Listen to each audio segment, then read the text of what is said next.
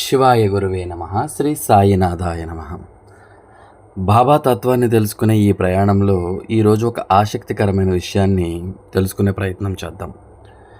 ఎప్పుడైనా భగవంతుడు మనకి 3 రకాలుగా అర్థమవుతాడు. 1 మహిమగా, 2 లీలగా, 3 తత్వముగా అర్థమవుతాడు.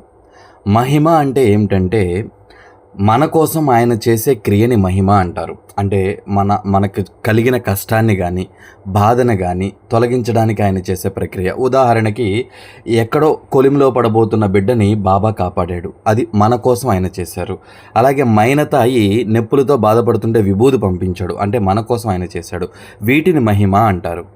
లీల అంటే అసాధారణమైన క్రియలు ఏవైతే ఉన్నాయో వాటిని లీలలు అంటారు.